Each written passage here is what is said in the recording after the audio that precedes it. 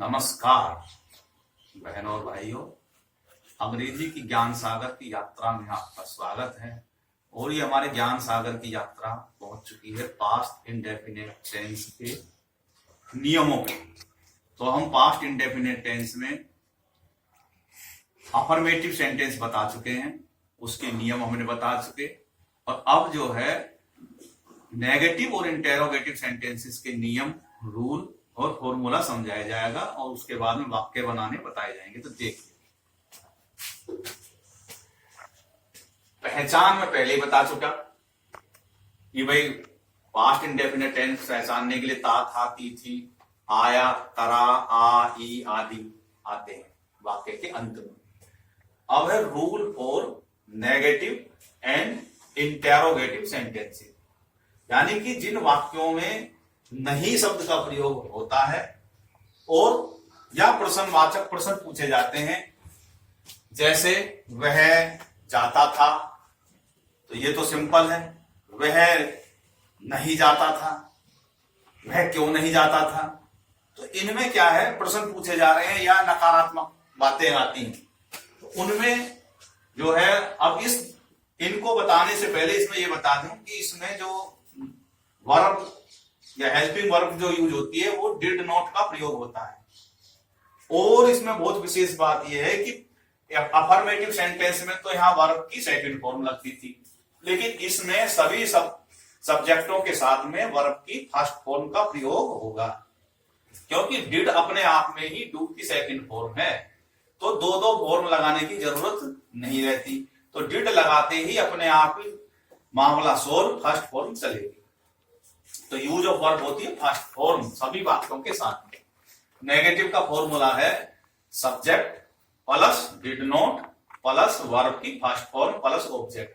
अब इसी के आधार पर सब सेंटेंसेस बनेंगे। इंटेरोगेटिव सेंटेंसेस के लिए क्या है, डिड, फिर सब्जेक्ट, फिर वर्ब की फर्स्ट फॉर्म और ऑब्जेक्ट। मैंने क्या बताया था कि जैसे नाचने में के दौरान स्टेप बनते हैं, कभी हाथ आगे कभी पीछे, ऐसे ही इंटेरोगेटिव और नेगेटिव सेंटेंसेस में जो है डिड है वो सब्जेक्ट के बाद में आती है नेगेटिव में, और इंटेरोगेटिव में सब्जेक्ट से पहले आती है।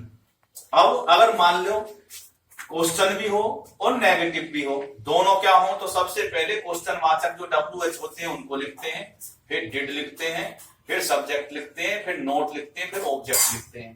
तो अब फटाफट कुछ एग्जांपल लेते हैं। और क्योंकि हमने कंफ्यूजन पहले क्लियर कर दिया, कंफ्यूजन क्या होता है ना कि वर्ब की कौन सी फॉर्म लगेगी, तो इसमें वर्ब की फर्स्ट फॉर्म लगेगी और डिड का प्रयोग होगा। डिड के साथ में नोट का प्रयोग इसमें करते हैं। तो देखिए, पहला सेंटेंस बनता है वह दिल्ली नहीं जाता था।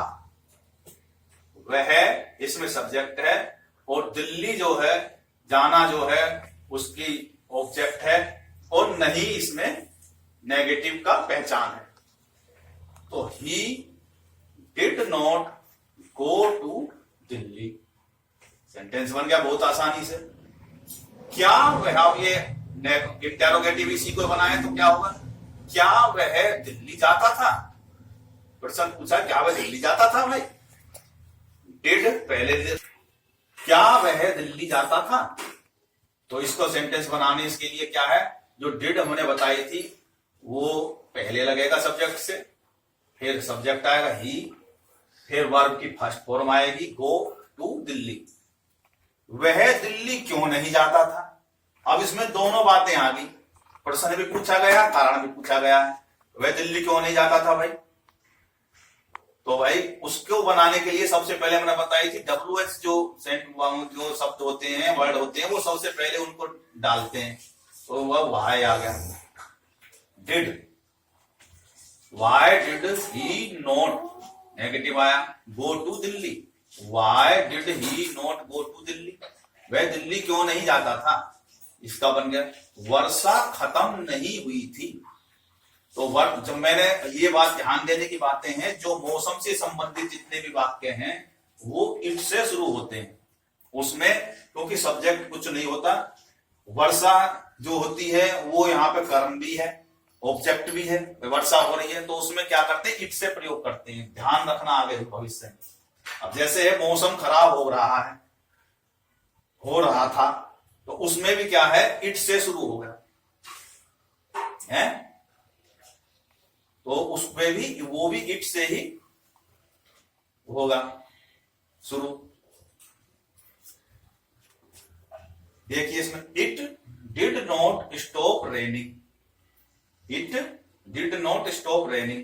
अब हम इसी को बनाएं कि वर्षा समाप्त, वर्षा, अब इसको अगर हम इंटरोगेटिव बनाएंगे, क्या वर्षा समाप्त हुई थी, क्या वर्षा समाप्त हुई थी, तो यहां पे क्या हो गया, जो डिड है वो पहले आ जाएगा और ऐसे ही सेंटेंस बन जाएगा। It did stop raining, it did stop raining. तो क्योंकि नोट उसमें नहीं था, तो ये इस तरीके से ये वाक्य बनते हैं। और कुछ एग्जांपल लेता हूं, मैं नहीं जाता था, बहुत साधारण सा है, मैं नहीं जाता था, तो इसका क्या है, आई डिड नॉट गो, क्योंकि नेगेटिव है। अगर ये होता नहीं, इसमें आता, नहीं खत्म कर देते, मैं जाता था, तो क्या होगा, आई वेंट, क्योंकि उसमें फिर सेकंड फॉर्म आती। यही कंफ्यूजन करने वाली बात है, इंटरोगेटिव सेंटेंस और नेगेटिव में तो लगती है भाई फर्स्ट फॉर्म, और अफर्मेटिव सेंटेंस जो साधारणतः वाक्य होते हैं, सकारात्मक वाक्य होते हैं, उनमें लगती है सेकंड फॉर्म, क्योंकि उसमें डिड का प्रयोग नहीं होता। इस वजह से कारण भी बता रहा हूं मैं, क्यों नहीं लगती उसमें, क्योंकि उसमें डिड का प्रयोग नहीं होता, डिड अपने आप में सेकंड फॉर्म है, इस वजह से वहां पे सेकंड फॉर्म एक लगती है, दो सेकंड फॉर्म लगाने की जरूरत नहीं है। दूसरा, मैं क्यों नहीं जाता था भाई, तो इसमें क्या, व्हाई डिड आई गो। इस तरीके से ये पास्ट इंडेफिनिट टेंस मैंने जो है बता दिया। इसमें अगर किसी को कोई दिक्कत हो तो वो मुझे कमेंट करके पूछ सकता है कि भाई मुझे ये बात नहीं समझ में आई, इसमें कंफ्यूजन है, क्योंकि कंफ्यूजन बच्चे के दिमाग में जमा रहेगा तो वो जो है वो हमेशा वो डाउटफुल रहेगा, वो डिग्गाया रहेगा, वो डरा रहेगा, मैं गुरुजी से पूछूं ना पूछूं, उसके दिमाग में बात है। और दूसरी बात, मेन बात ये है, अभ्यास करत करत अभ्यास से जड़मत होत सुजान, और रसरी आवत जाते सिर पर पड़त निशान।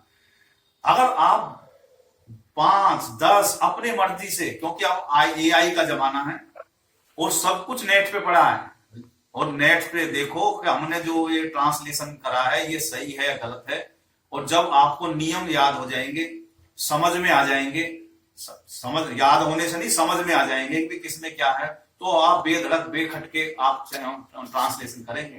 तो सबसे पहले बात है अभ्यास, 10-10 जो है बार उनको फॉर्मूले को लिखें और उसको समझें कि भाई कैसे कहां फिट होगा। तो इसी के साथ ये वीडियो ही समाप्त होती है। जय हिंद, जय भारत, भारत माता की जय। बहुत बहुत धन्यवाद। चैनल को लाइक सब्सक्राइब करें। बहुत बहुत धन्यवाद।